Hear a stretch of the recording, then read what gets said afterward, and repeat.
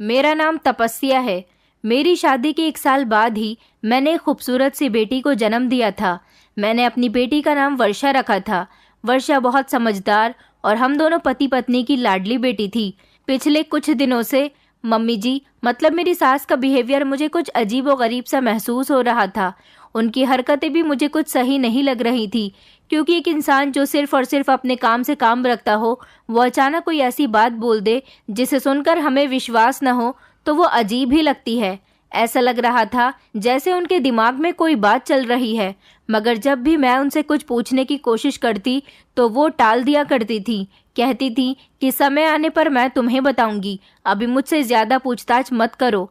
मेरी सास ना जाने क्या करना चाह रही थी, मेरी कुछ समझ नहीं आ रहा था, और मुझसे कहती कि तुम ये बताओ कि हमारी वर्षा की 10 साल की बर्थडे कब आ रही है, वो कब 10 साल की हो रही है। मैं अपनी सास की बात सुनकर चौंक गई थी कि अचानक उन्हें मेरी बेटी के 10 साल के होने की फिक्र कहाँ से हो गई थी, और वो किस लिए मुझसे इस बारे में पूछ रही थी, क्योंकि हमारे घर में तो बर्थडे सेलिब्रेशन करने का रिवाज ही नहीं था। तो अब मेरी बेटी वर्षा के 10वें जन्मदिन के बारे में वो क्यों पूछ रही थी। अभी मेरी बेटी के 10 साल के होने में 1 महीना रह गया था, और हमारे पूरे खानदान में ही किसी भी बच्चे की बर्थडे सेलिब्रेट नहीं की जाती थी। दरअसल मेरी सास का मानना था कि उनके खानदान में अगर किसी का बर्थडे सेलिब्रेट होता है तो किसी की मौत हो जाती है। मैं अपनी ससुराल के हिसाब से ही चलती थी। मेरी सास अपनी ससुराल की सबसे बड़ी बहू थी, इसीलिए वो इस बात के सख्त खिलाफ थी और सब लोग उनका कहना मानते थे। मगर अब हैरानी वाली बात ये थी कि अचानक पिछले कई दिनों से मेरी वर्षा के जन्मदिन के बारे में वो बार बार पूछ रही थी। ऐसा लग रहा था जैसे उन्हें मेरे बेटे की 10वीं बर्थडे का बेसब्री से इंतजार हो रहा है। मैं अंदर ही अंदर परेशान होती रही कि पता नहीं मेरी सास करना क्या चाह रही है, मगर मैं ये भी जानती थी कि जब तक वो अपने मुंह से मुझे कुछ नहीं बताएंगी, मैं अपने हिसाब से इस बात के बारे में कुछ भी पता नहीं लगा पाऊंगी। इसी तरह मैंने इस बात का जिक्र एक दिन अपने पति से भी कर दिया कि आपकी मम्मी आजकल हमारी बेटी के बर्थडे के बारे में बहुत पूछ रही हैं। तो वो मेरी बात सुनकर घबरा गए। मैंने साफ तरीके से उनके चेहरे पर घबराहट देखी थी और उनके चेहरे का रंग भी उड़ गया था। वो मुझसे कहने लगे कि मम्मी से कहना कि अभी उसकी 10वीं बर्थडे में बहुत टाइम है, इतनी जल्दी उसका बर्थडे नहीं आने वाला। मैंने अपने पति से हैरान होते हुए पूछा कि आप ऐसा क्यों कह रहे हो, जबकि उसका बर्थडे तो अगले महीने ही आने वाला है। मैं वैसे भी उन्हें बता चुकी हूँ कि अभी 1 महीना रह गया है।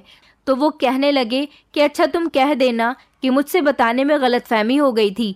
अभी 6 महीने हैं वर्षा के बर्थडे में, गलती से तुम्हारे मुंह से 1 महीना निकल गया, इसमें कौन सी बड़ी बात है। मम्मी तुम्हारी बात पर यकीन कर लेंगी। मम्मी को पता नहीं चलना चाहिए कि वो किस दिन 10 साल की हो रही है, वरना बहुत गलत हो जाएगा।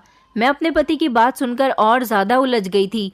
ये दोनों माँ बेटे भी अजीब ही थे, खुलकर मुझे कुछ बता ही नहीं रहे थे, और ना ही इस राज से पर्दा उठ रहा था कि आखिर मेरी बेटी के 10 साल के होने में ऐसा भी क्या राज है कि बेटा तक अपनी माँ से ये बात छुपाना चाहता है। और मेरी सास को तो इस बात की जल्दी पड़ी हुई है कि उनकी पोती जल्द से जल्द पूरे 10 साल की हो जाए।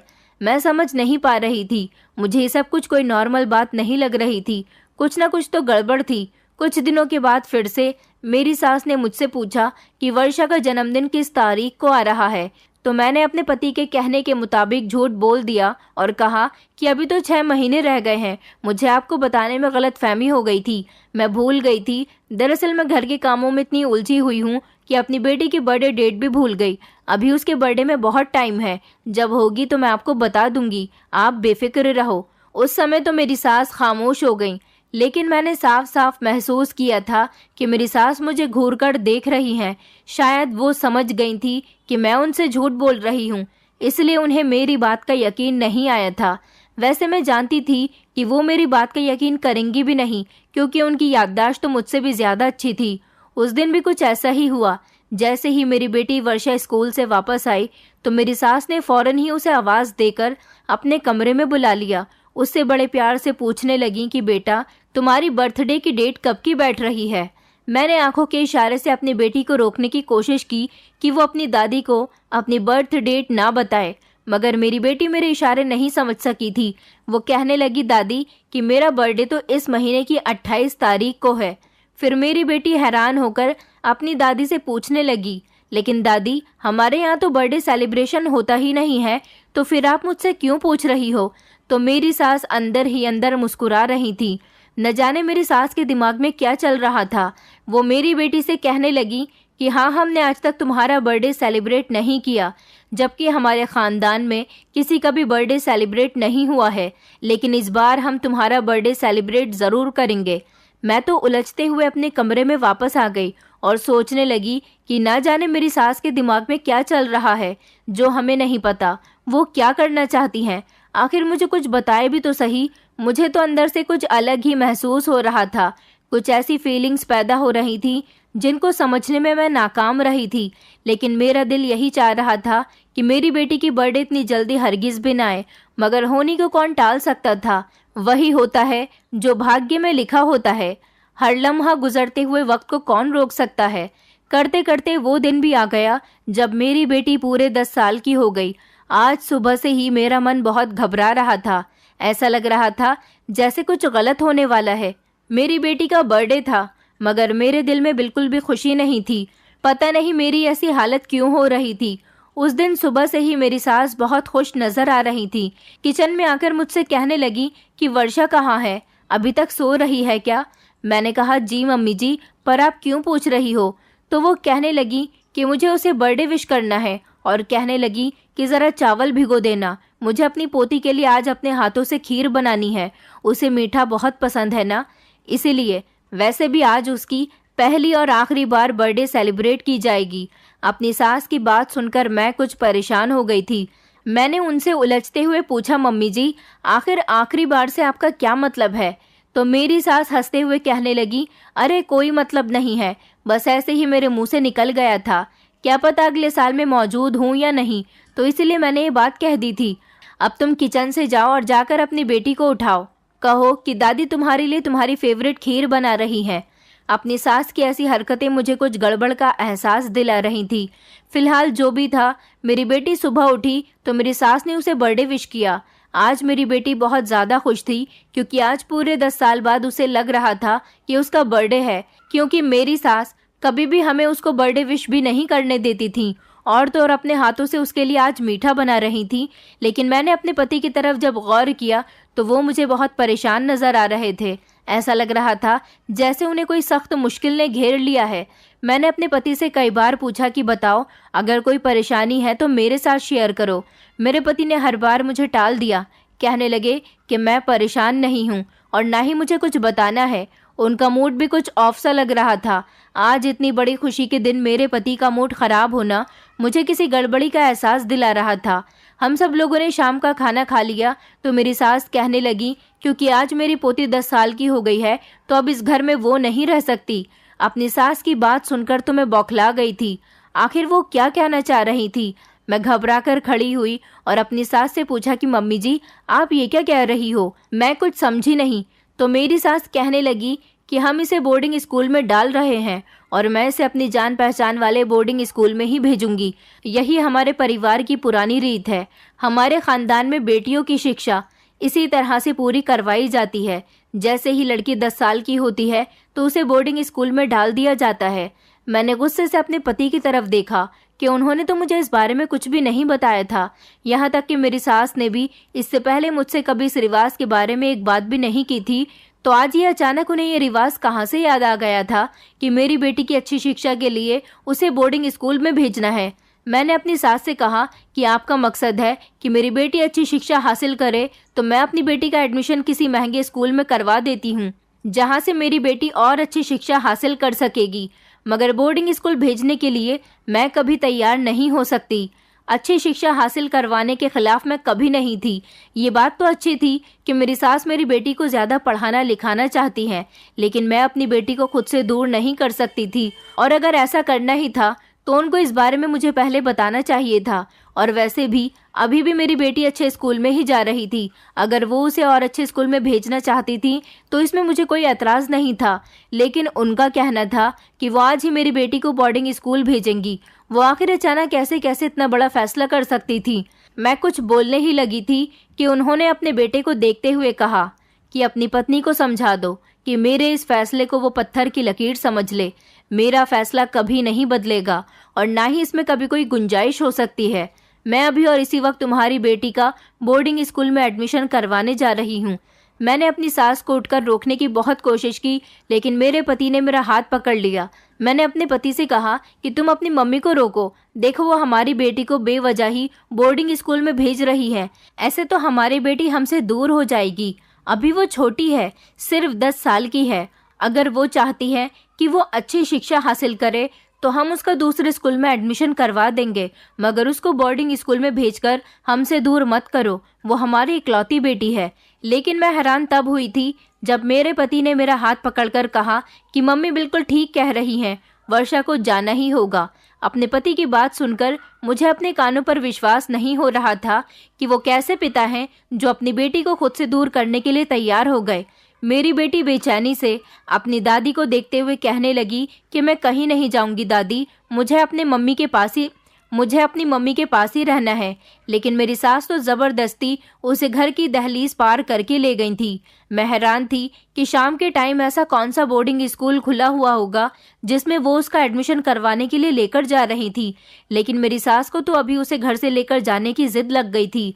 मैं अपने पति पर चीखने लगी कि क्या तमाशा लगाया हुआ है, मुझे इस बारे में पहले क्यों नहीं बताया था। मैंने कहा ओहो अच्छा, मुझे याद आया, इसलिए तो आपकी मम्मी इतने दिनों से उसके 10 साल के होने का इंतजार कर रही थी ताकि उसके बाद उसे घर से निकाल दे। ये कैसी अजीबोगरीब रस्म रिवाज है तुम लोगों के घर के। मैं किसी भी हाल में अपनी बेटी को खुद से दूर नहीं जाने दे सकती। मेरा पति मुझे समझाते हुए कहने लगा कि तुम फिक्र मत करो, वहाँ पर वो अकेली नहीं होगी, वहाँ पर कोई होगा जो उसका ख्याल रखेगा। मैंने ठिठक कर अपने पति से पूछा कि कौन होगा, तो मेरा पति लड़खड़ाते हुए शब्दों में कहने लगा कि कोई ना कोई तो होगा ही ना जो उसका ख्याल रखेगा।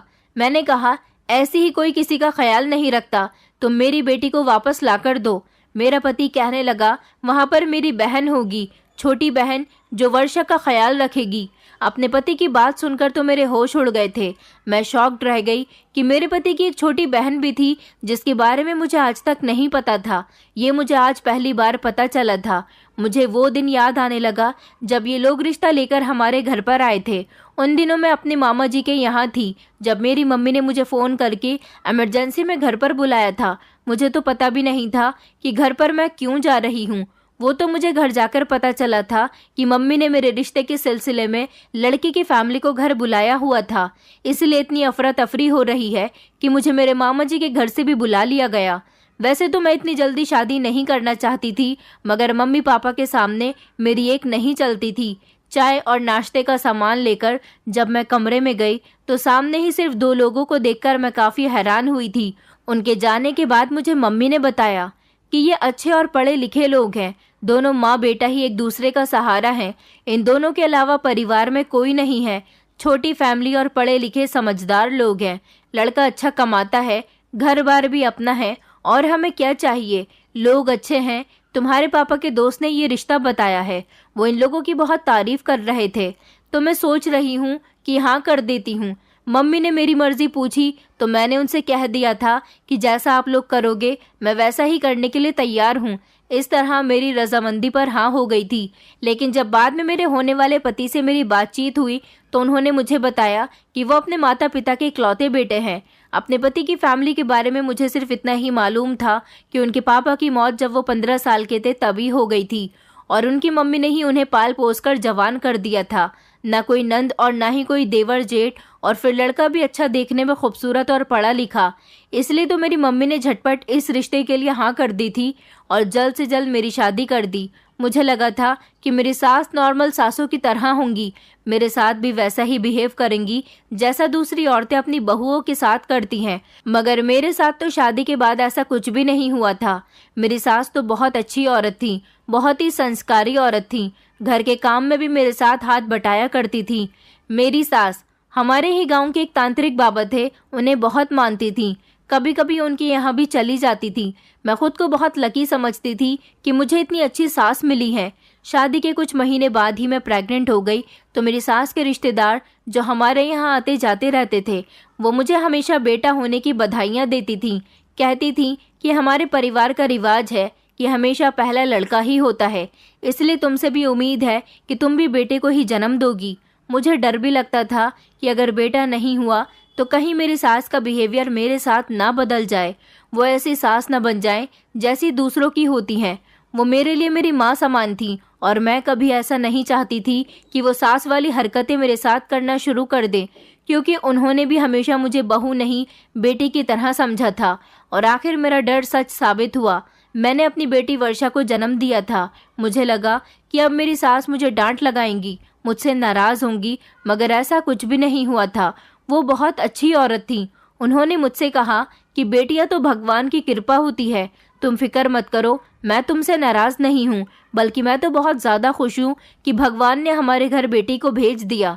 तो मैंने चैन की सांस ली थी। बेटी पैदा हो जाने के बाद मैंने भगवान से यही प्रार्थना की कि दूसरी बार मुझे अगर कभी माँ बनने का सुख मिले तो मैं बेटे को ही जन्म दूं, क्योंकि मैं जानती थी कि मेरी सास को अपनी पीढ़ी बढ़ाने का कितना शौक है। वो यही चाहती होंगी कि उनके बेटे के घर भी बेटा पैदा हो जो उनकी पीढ़ी को आगे बढ़ा सके, उनके घर का वारिस बने। लेकिन अगली बार जब मैं प्रेग्नेंट हुई तो मुझे मायूसी हुई थी। मेरे पेट में बेटी ही थी, लेकिन मेरी बेटी मृत पैदा हुई थी, जिसका मुझे बेहद अफसोस था। मेरी सास का बिहेवियर मेरे साथ बिल्कुल नहीं बदला था। वो पहले की तरह ही मुझसे और मेरी बेटी से प्यार करती थी। मेरी एक ही बेटी थी, उसके बाद मुझे दोबारा प्रेगनेंसी नहीं हुई। मैंने भी अपने भाग्य पर सब्र शुक्र और समझौता कर लिया था कि मेरे भाग्य में अभी दूसरी औलाद का सुख नहीं है। इसलिए मैंने अपना पूरा कंसंट्रेशन अपनी बेटी वर्षा की परवरिश पर किया था। न सिर्फ उसकी हर ख्वाहिश को पूरा किया था, बल्कि उसे अच्छे मैनर्स भी दिए थे। मेरी बेटी पढ़ाई में भी बहुत आगे थी, लेकिन मेरी सास अभी चाहती थी कि मेरी बेटी बोर्डिंग स्कूल जाने के बाद अपना सारा का सारा ध्यान पढ़ाई में ही लगा ले। तो उन्हें कम से कम एक बार मुझे इस बारे में बताना तो चाहिए था। इस तरह अचानक बिना पूछे बिना बताए इतना बड़ा फैसला कर दिया और उसका हाथ पकड़कर उसे घर से बाहर ले गई कि बोर्डिंग स्कूल में उसका एडमिशन करवाने जा रही हूँ। और अब मेरे परेशान होने पर मेरा पति कह रहा था कि तुम परेशान मत हो, वहाँ पर मेरी छोटी बहन भी मौजूद है। तो मेरा शक में पड़ना तो एक ज़रूरी बात थी कि अब उनकी बहन कहाँ से आ गई और कैसी बहन। पहले तो उन्होंने यही कहा था कि वो अपने पेरेंट्स का इकलौता बेटा है, तो अब उनकी बहन इतने सालों के बाद न जाने कहाँ से आ गई। मुझे परेशान देखकर अचानक मेरा पति कहने लगा कि दरअसल मेरी छोटी बहन भी वही बोर्डिंग स्कूल में पढ़ रही है, वो भी 10 साल की उम्र से वहीं पर है।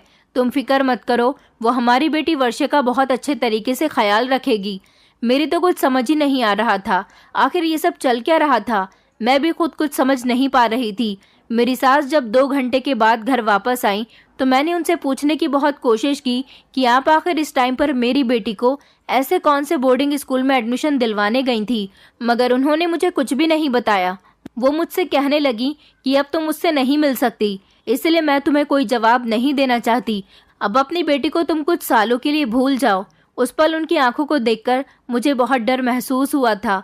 वो आज मुझे बिल्कुल कोई बदली हुई औरत लग रही थी और उनका ऐसा नया डरावना रूप देखकर मैं बहुत डर गई थी। आज तो मुझे ऐसा लग ही नहीं रहा था कि ये मेरी सास है, वही सास जो मेरे साथ इतने प्यार से रहती हैं। वो मुझे कोई और ही औरत लग रही थी। उनके चेहरे के एक्सप्रेशन देखकर ऐसा लग रहा था जैसे वो कोई बहुत बड़ी जंग जीत कर आ रही हों। मेरा पति मुझे बहस करने से रोकने की खातिर मुझे ज़बरदस्ती कमरे में लेकर चला गया। कहने लगे कि प्लीज़ इस समय तुम मम्मी से कोई बात मत करो। ये सब कुछ देखकर मैं बुरी तरह से उलझन का शिकार हो गई थी। मैंने आज तक अपने पति के मुंह से उनकी छोटी बहन का जिक्र तक नहीं सुना था और आज पहली बार सुनकर मुझे बहुत अजीब लगा था, बल्कि एक बहुत बड़ा झटका सा लगा था कि ये कैसी माँ है जिन्होंने बचपन से अपनी बेटी को इस बोर्डिंग स्कूल में पढ़ने के लिए छोड़ रखा है और अब मेरी बेटी को भी वहाँ पर छोड़ कर आ गई। मैंने कुछ दिनों तक तो इंतज़ार किया। मुझे अपनी बेटी की बहुत याद आ रही थी, क्योंकि वो मेरी एक ही बेटी थी और मेरी सब कुछ थी। मैं उससे बहुत प्यार करती थी। मेरा मन बार बार उसे देखने को कर रहा था। इसलिए मैंने अपने पति से कहा कि मैं अपनी बेटी से मिलना चाहती हूँ। मेरी सास ने कहा कि नहीं, तुम मुझसे नहीं मिल सकती। मेरा जब भी अपनी बेटी से मिलने का मन करता, मेरा पति भी मुझे साफ साफ इनकार कर दिया करता था। बल्कि कभी कभी तो वो मुझे समझाता और तसल्लियाँ देता कि परेशान मत हो, वो मेरी बहन के पास ही तो रह रही है। कुछ समय के बाद जब हमारी बेटी घर आएगी तो तुम देखना कितनी काबिल होगी। उस स्कूल में उसे अच्छी शिक्षा प्राप्त होगी। भले ही हम उसे नहीं मिल सकते, मगर वो बिल्कुल ठीक है। मुझे ऐसा लगता था जैसे मेरी सास हर हफ्ते में एक चक्कर वहाँ मेरी बेटी से मिलने के लिए जाती थी, लेकिन वो मुझे अपने साथ लेकर क्यों नहीं जाती। हर पल मुझे यही एहसास होता था कि ज़रूर कोई तो ऐसी बात है जो मेरी सास मुझसे छुपा रही है।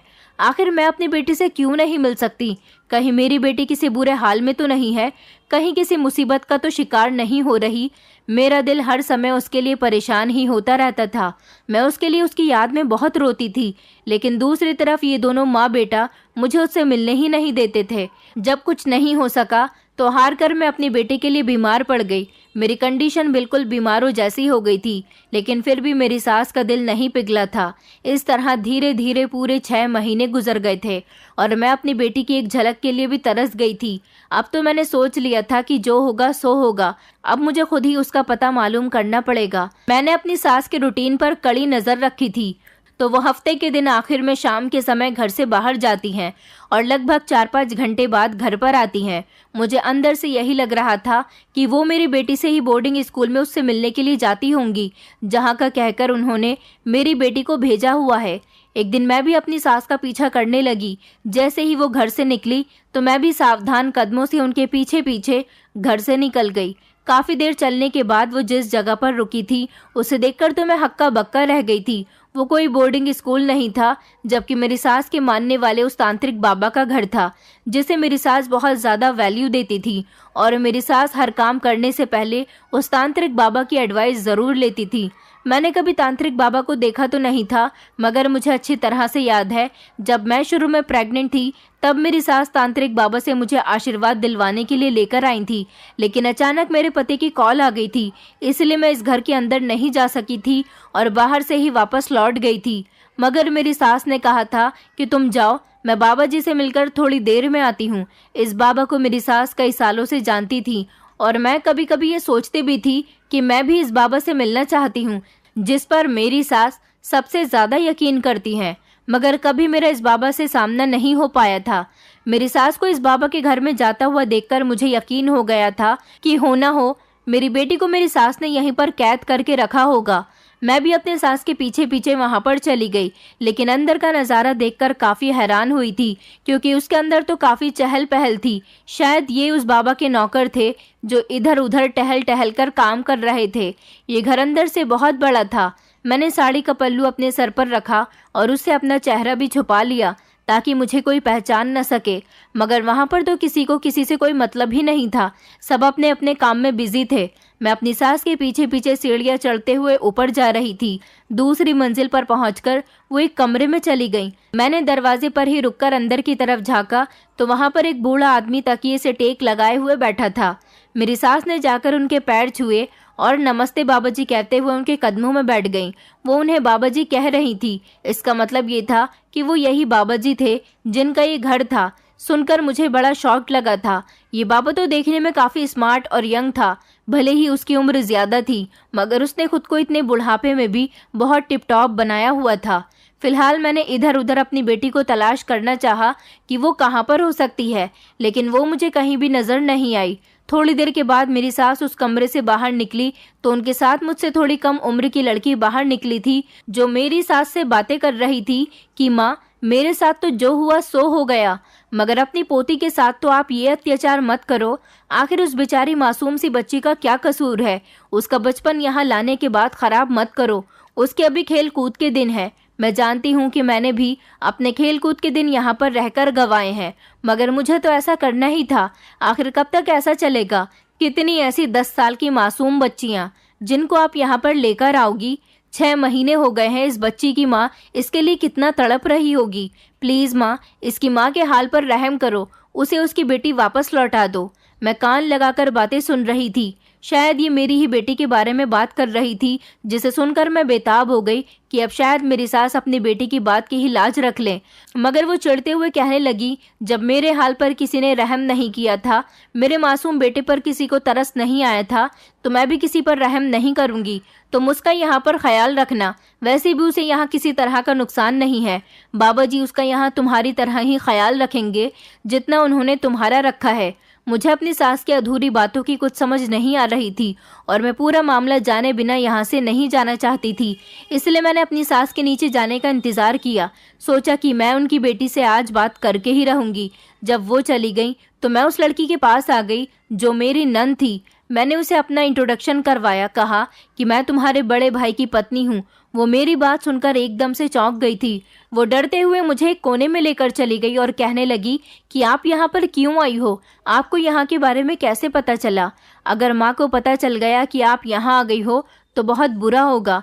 मैंने उससे कहा कि मैं यहाँ पर अपनी बेटी से मिलने के लिए आई हूँ, बल्कि उसे अपने साथ ले जाने के लिए आई हूँ। वो यहाँ पर क्यों कैद है? और तुम्हारी माँ ने मुझसे झूठ क्यों बोला कि वो उसका एडमिशन किसी बोर्डिंग स्कूल में करवाने के लिए उसे ले जा रही हैं, जबकि ये तो मुझे कहीं से भी बोर्डिंग स्कूल नहीं लग रहा।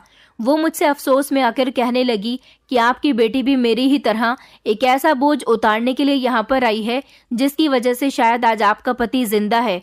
और ऐसा करने के लिए सिर्फ आपकी बेटी ही नहीं आई है, बल्कि अगर आपका कोई बेटा भी होता और आपकी बहू ने पहली बेटी को जन्म दिया होता तो वो भी यहाँ पर आएगी और इस तरह ये पीढ़ी चलती रहेगी।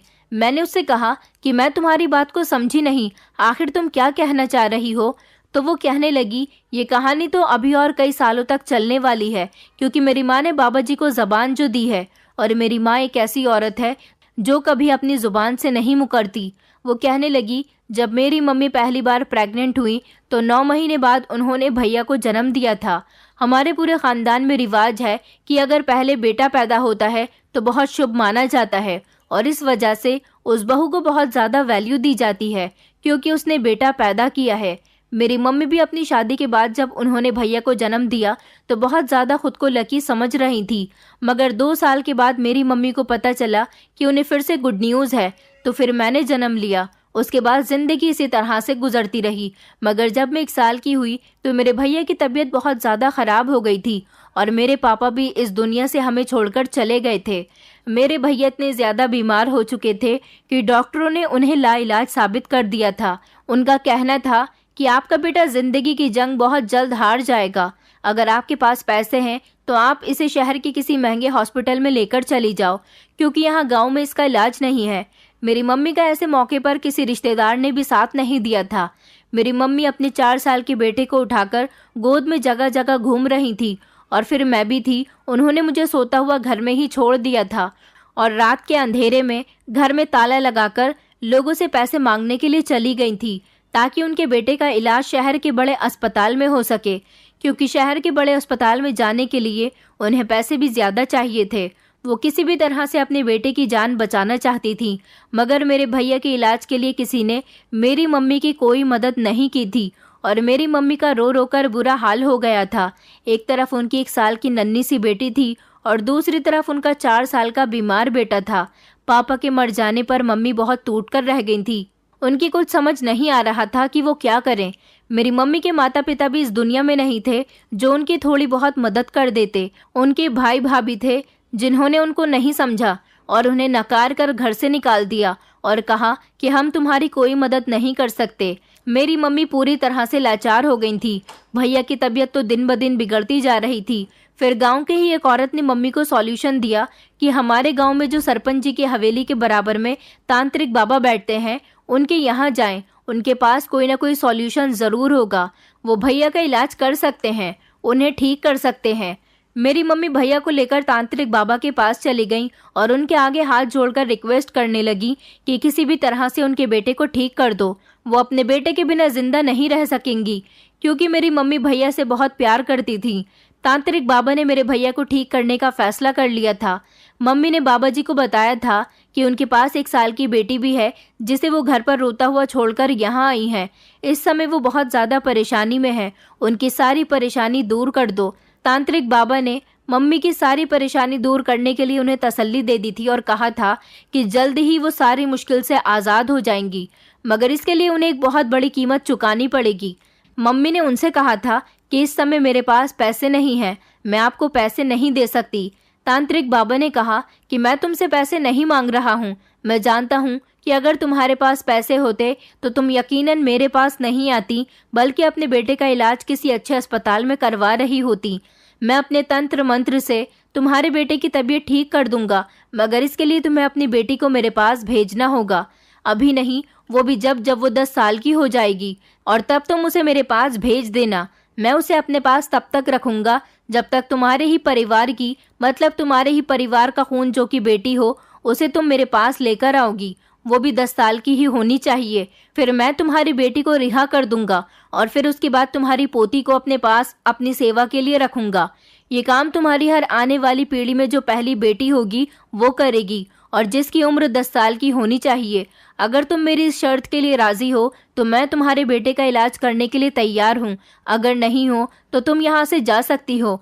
तांत्रिक बाबा की बात सुनकर मेरी मम्मी परेशान तो जरूर हुई थी, मगर अपने बेटे की तरफ देखकर उन्हें इस शर्त के लिए राजी होना पड़ा था, क्योंकि मेरी मम्मी जानती थी कि उनका इस दुनिया में कोई नहीं है। ये बात उन्हें इन दिनों अच्छी तरह से पता चल गई है, क्योंकि किसी भी रिश्तेदार ने उनकी मदद नहीं की। और फिर मैं बेटी हूँ, बड़ी होकर मैं भी विदा होकर अपनी ससुराल चली जाऊंगी। मेरी माँ फिर से अकेली रह जाएगी। मेरी माँ को लगता था कि उनका सहारा सिर्फ उनका बेटा ही है, जो बुढ़ापे में भी उनका साथ देगा। इसलिए मेरी माँ ने फैसला कर लिया था कि जब उनकी बेटी 10 साल की होगी तब वो उसे यहाँ पर छोड़कर चली जाएंगी। इस तरह अपने तंत्र मंत्र के जरिए तांत्रिक बाबा ने मेरे भैया को बिल्कुल ठीक कर दिया था, जिसके बाद हमारे घर के हालात भी बेहतर हो गए थे। मेरी मम्मी ने लोगों के घरों में काम करना शुरू कर दिया था, और फिर जब भैया जवान हुए तो उन्होंने नौकरी करना शुरू कर दिया, जिससे हमारे घर के हालात बिल्कुल सुधर गए थे। इस तरह जब मैं 10 साल की हुई तो मम्मी मुझे यहाँ पर छोड़कर चली गई, और फिर मैं जब तक यहाँ रहूंगी तब तक भैया की 10 साल की बेटी यहाँ पर नहीं आ जाती। इसीलिए मेरा समय यहाँ से पूरा हो चुका है। अगले 6 महीने बाद मुझे यहाँ से तांत्रिक बाबा की सेवा से अलग कर दिया जाएगा। उसके बाद ये जिम्मेदारी आपकी बेटी को निभानी होगी। अब आप प्रार्थना करो कि भगवान आपको बेटा दे, क्योंकि अगर आप बेटे की शादी कर दोगी तो फिर उसकी पत्नी भी बेटी को जन्म देगी, और उसकी जो बेटी होगी वो यहाँ पर बाबा जी के यहाँ उनके पास इस घर में रहेगी। और शायद उसके दौर में बाबा जी का कोई बेटा होगा जिसने कई सालों बाद बाबा जी की जगह ले ली होगी। तब आपको आपकी बेटी देखनी नसीब होगी, लेकिन उसके लिए आपको अपने पोते की कुर्बानी देनी होगी, जैसे कि मेरी मम्मी ने दी है। ऐसा हमारे खानदान में तब तक होता रहेगा जब तक भैया जिंदा है। अगर आपने ऐसा करना बंद कर दिया तो वो तांत्रिक बाबा का कहना है कि भैया की मौत भी हो सकती है। अगर आप विधवा होना नहीं चाहती हो तो आप अपनी बेटी को यहाँ पर रहने दो, और अगर अपनी बेटी से मिलना चाहती हो तो आपको अपने पति से दूर होना पड़ेगा। अपनी नंद की बातें सुनकर तो मैं शॉक्ड रह गई थी कि आज के ज़माने में भी ये लोग कैसी मनगढ़ंत बातों पर विश्वास करते हैं। मैंने अपनी नंद से कहा कि मैं इन बातों पर कभी विश्वास तो नहीं करती, मगर इतना ज़रूर कहूँगी कि बाबा जी ने अगर मेरे पति की जान बचाई है तो वो उनका भाग्य था। वो कोई भगवान नहीं है जो उन्होंने मेरे पति की जान बचाई। शायद मेरे पति के भाग्य में ज़िंदगी लिखी हुई थी। मैं अपनी नंद से इतनी बातें करके और अपनी बेटी से मिले बिना ही वहाँ से चली आई थी, मगर घर आने के बाद मैंने अपनी सास को कटघरे में खड़ा कर लिया था, क्योंकि मेरे सास का ऐसा मानना था कि उनके बेटे की जान तांत्रिक बाबा ने बचाई है। मैंने अपनी सास से कहा कि मुझे किसी भी हाल में अपनी बेटी चाहिए। अगर आपने ऐसा नहीं किया तो मैं आपके खिलाफ पुलिस में रिपोर्ट दर्ज करवा दूंगी। मेरी बात सुनकर मेरी सास अचानक डर गई। फिर उन्होंने मुझे पूरी कहानी वहीं से बताई जहाँ से मेरी नंद ने मुझे बताई थी। उन्होंने कहा, क्या तुम्हें अपने पति की जिंदगी प्यारी नहीं है? मैंने कहा, मेरे पति को कुछ नहीं होगा, भगवान की कृपा से, क्योंकि मैं भगवान पर विश्वास करती हूँ, ऐसे ढोंगी बाबा पर नहीं जो लोगों को सालों साल बेवकूफ़ बनाते रहे। वो बाबा अपने घर में नौकरानियां रखने के लिए न जाने कितने लोगों को बेवकूफ़ बना चुका है। जिंदगी और मौत तो भगवान के हाथ में होती है। मम्मी जी, आपने कैसे सोच लिया कि उस तांत्रिक बाबा के पास अगर हम अपने घर की बेटियां नहीं भेजेंगे तो मेरे पति की जान जा सकती है? मैंने अपनी सास को भरोसा दिलाया कि ऐसा कुछ नहीं है, मगर मेरी सास तो मानने के लिए तैयार ही नहीं हो रही थी। मैं जिद पर अड़ गई और मैंने कहा, तो फिर ठीक है, मुझे मेरी बेटी वापस चाहिए, वरना मैं पुलिस में रिपोर्ट लिखवाने के लिए जा रही हूँ। मेरी सास मेरे पति से कहने लगी कि देखो, तुम्हारी पत्नी पागल हो गई है, ये कितना बड़ा कदम उठाने के लिए कह रही है। मेरा पति और मेरी सास दोनों ही मुझे रोकते रह गए, लेकिन मैं पुलिस में चली गई और मैंने पुलिस को जाकर सब कुछ बता दिया। पुलिस ने मुझे मेरी बेटी तो दिलवा दी थी और साथ ही साथ मेरी नंद भी वहाँ से आज़ाद हो गई। और ऐसी ना जाने कितनी लड़कियां जिनके माता पिता को वो ढोंगी बाबा सालों से बेवकूफ़ बना रहा था, जो ऐसे मजबूर थे, जो अपने बीमार बच्चों और अपने घर की औरतों या फिर अपने घर के बूढ़ों को उनके पास लेकर गए थे और कहा था कि उनका इलाज करवाना है। उसने इलाज की वजह से अपने घर में ढेर सारी नौकरानियां इकट्ठी कर ली थी, जो उसको और उसकी पत्नी को काफ़ी सारा आराम दे रही थी। और तो और वो घर बैठे इस तरह से पैसे भी कमा रहा था।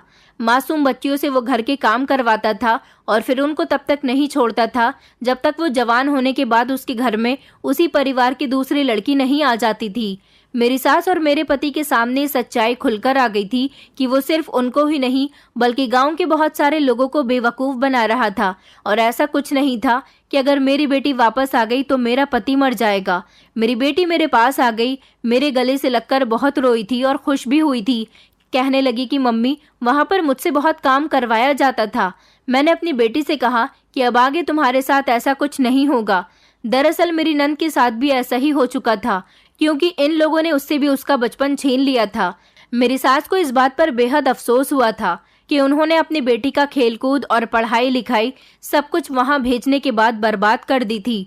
जो समय एक बार बीत जाता है वो लौटकर कभी वापस नहीं आता। मैं पढ़ी लिखी थी, इसलिए इस बात को जल्दी समझ गई थी और मैं आज के ज़माने की लड़की हूँ जो ऐसी मनगढ़ंत बातों पर विश्वास नहीं करती। इसलिए मैंने स्टैंड लिया था और अपनी बेटी को जल्दी वहाँ से आज़ाद करवा लिया था। मेरी सास का कहना था कि अगर काफ़ी सालों पहले मैं इस बात को समझ जाती तो शायद मेरी बेटी का बचपन उस ढोंगी बाबा की वजह से बर्बाद न होता। मेरी सास ने मुझसे माफ़ी मांगी, लेकिन कहीं ना कहीं मेरी सास ने भी बेटा और बेटी में फ़र्क किया था। उन्होंने अपने बेटे की जान की खातिर अपनी बेटी का फ्यूचर बर्बाद कर दिया था, जबकि उनके बेटे को ठीक उस बाबा ने नहीं बल्कि मेरी सास की ममता और रो रो कर भगवान से की गई प्रार्थना ने बचा लिया था। मेरी नंद अब 18 साल की है और अब उसे स्कूल में भी एडमिशन नहीं मिल सकता। वो सिर्फ शुरू के 3 या 4 क्लास ही पढ़ी है, जबकि मेरी बेटी ने अब दोबारा से अपने स्कूल जाना शुरू कर दिया। उसका तो सिर्फ 1 ही साल खराब हुआ था, देर से ही सही, मगर मेरी सास की आंखें खुल गई थी। वो अपने किए पर आज भी बहुत शर्मिंदा होती हैं और हम सब लोग अब खुशी खुशी जिंदगी गुजार रहे हैं। और तो और मेरा पति भी बिल्कुल सही सलामत है। मैं अपनी इस कहानी से आप लोगों को ये मैसेज देना चाहती हूँ कि कभी भी लोगों की मनगढ़ंत बातों पर विश्वास न करें और सिर्फ भगवान पर भरोसा करें, ना कि इंसान पर। दोस्तों, उम्मीद करती हूँ आपको हमारी कहानी पसंद आई होगी। कहानी पसंद आई है तो वीडियो को लाइक करें, चैनल पर नए हैं तो चैनल को सब्सक्राइब करें और हाँ, नोटिफिकेशन बेल को ज़रूर दबाएं ताकि अगली अपडेट सबसे पहले आपको मिले।